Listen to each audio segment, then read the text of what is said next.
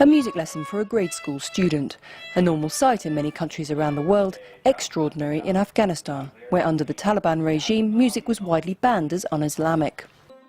The Afghanistan National Institute of Music aims to restore the strong pre-war tradition of Afghan music as well as training students to a professional level in Western classical music and instruments. You see, Kabul was a very thriving, had a very thriving music community 30 years back. And as you know, the history, when the Taliban came, they destroyed all the music instruments, and now we are trying to revive it, and it should be revived. It has a very rich, Afghanistan has a rich musical background.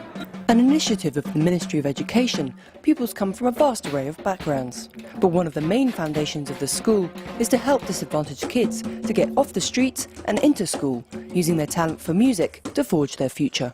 I do have students who, used to sell chewing gum or used to sell plastic bags.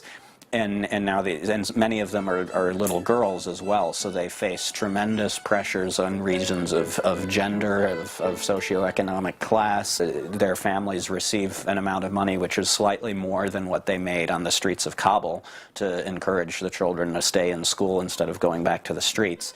From traditional instruments to Western influences, students attend school for 10 years to explore the full panorama of music.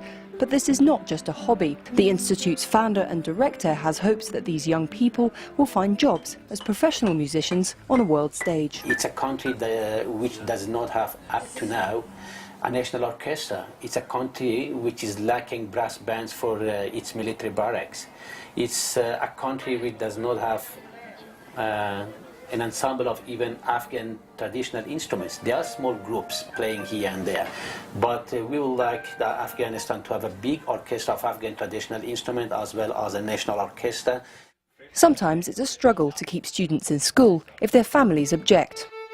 Recently, when the brother of one student returned after working several years outside Afghanistan, and as soon as he came to Afghanistan and he saw that his sister is studying music, the first day he stopped girls or prevented girls from coming to the institute or to the school.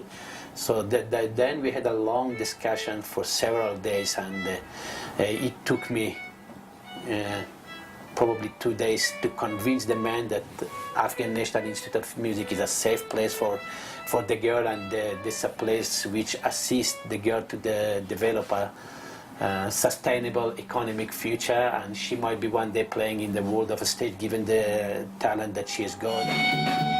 As well as traditional music, students enjoy contemporary sounds like the school's